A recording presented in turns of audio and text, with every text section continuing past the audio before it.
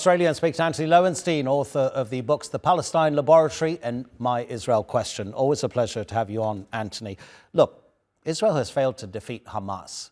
So what's the likelihood that Donald Trump, who many say is pushing for this ceasefire even more than Joe Biden, what is the likelihood that Donald Trump has promised Benjamin Netanyahu something in return for his signature on a ceasefire document? And what about the Israeli Prime Minister having to promise something to his far-right ministers?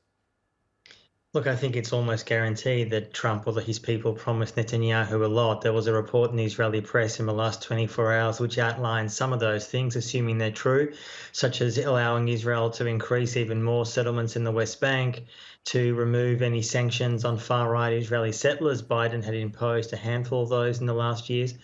And interestingly, removing sanctions on Pegasus, or the company NSO Group, which is an Israeli surveillance company. Pegasus is a spyware tool put on people's smartphones, which is currently much more difficult to access within the US. Israel wants to export that to more authoritarian states.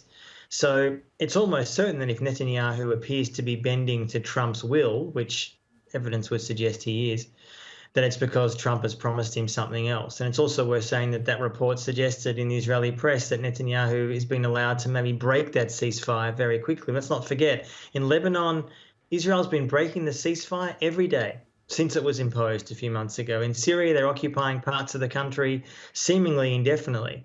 So all of us are desperately hoping for a ceasefire in Gaza. There's no question about that, but it's pretty hard not to think that the Israeli government, including, as you say, its far-right members who oppose it, will do everything in their power to scuttle it, even after it's been announced, even if it actually gets announced in the coming days.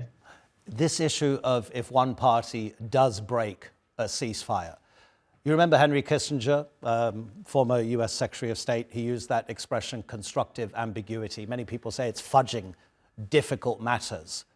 Because if there is a violation of the ceasefire, we've seen, as you say, what Israel has been doing in Lebanon, this thing could quickly flare up again. I mean, it may not last very long. And there's also no enforcement. I mean, it's pretty hard to imagine the Trump administration overly caring if Israel starts bombing Gaza again. It's worth also saying that in the last 24 hours, Antony Blinken, the outgoing Secretary of State, gave a speech in the US talking about his absurd so-called vision for Gaza, which will be hopefully ignored.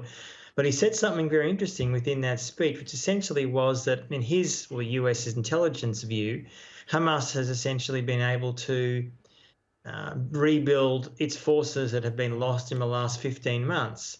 So the obvious question is, Hamas, obviously, its power has been reduced. There's no question about that. It's been bloodied. It's been battered. Many of its leaders have been killed. That goes without saying. But you have to ask yourself, so if Israel is facing what is potentially tens of thousands of Hamas fighters, some of them might not be that experienced, but they are still alive, what has that actually achieved for Israel beyond utter devastation of Gaza and proving that yet again Israel has the ability to do so with any kind of international opposition? I mean, ultimately this is setting things up, even with the ceasefire, for future conflict, which I would argue and have for years, that's exactly what Israel wants. There is no incentive for Israel to end this conflict. When I say conflict, I'm not even just talking about Gaza, the Israel-Palestine conflict. There's no incentive, not least, as I've often investigated, that they're making a fortune from the Israeli arms industry, which in the last 15 months, by the way, has never been more successful for Israel. So there's a good reason why many in Israel do not want to resolve ever this conflict unless there's massive pressure from the outside. Yeah, many people are saying that the Israeli military has been using Gaza as almost a testing ground, as a showcase for its weaponry, Antony. Looking at the future governance of Gaza, there's a conference going on in the Norwegian capital which supports a two-state solution. The Palestinian Prime Minister is there, and this is what he's had to say about the future governance of Gaza. Let's have a listen and then we'll come back to you. While we're waiting for the ceasefire, it's important to stress that it will not be acceptable for any entity to govern Gaza Strip but the legitimate Palestinian leadership and the government of the State of Palestine. We should move quickly toward relief, early recovery, reconstruction, and peace.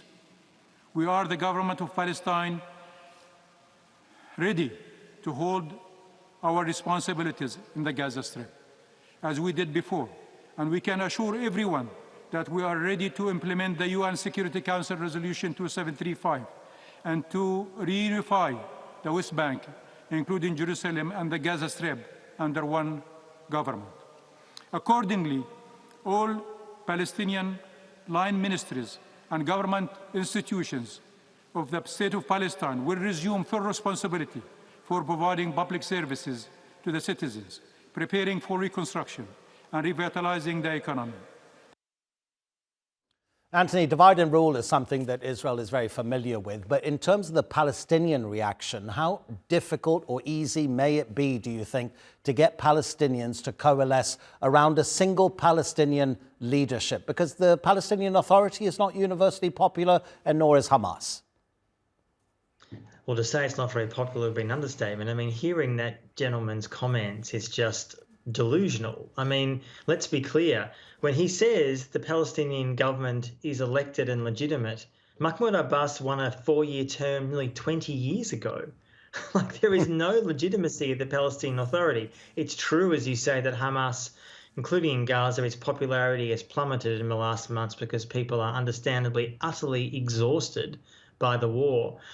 And of course, as you say, divide and rule has been a key Israeli tactic for years. Look, the possibility of the Palestinian Authority and Hamas coming together as a unified entity would be fantastic and necessary, alongside, I might add, a desperate need for other Palestinian political parties. I would argue, as many Palestinian friends of mine have said for years, both of those entities have failed miserably for years to construct anything viable, notwithstanding, of course, the fact that they operate under a brutal Israeli occupation. I'm not denying any of that. But it's necessary that any government that would rule Gaza and the West Bank needs to be legitimate and democratic. And it's unclear to me if the governments that are talking about forming some kind of interim arrangement there, I mean, in those countries themselves are not democracies. I mean, much of the Middle East, of course, is not. So I think there is a real need for people not just to have accountability and rebuilding, but some kind of mechanism for ending Israeli impunity. Unless there is a mechanism that has to be pushed by international actors to hold Israeli government officials, ministers, generals, soldiers to account for what, when more internationals get access to Gaza, will reveal almost certainly an unbelievably higher death toll than what we're currently thinking of, 45, 50,000 people. There needs to be accountability for that. And Palestinians who have lost their homes and their livelihood and their families, in Gaza particularly, and increasingly in the West Bank, demand that accountability.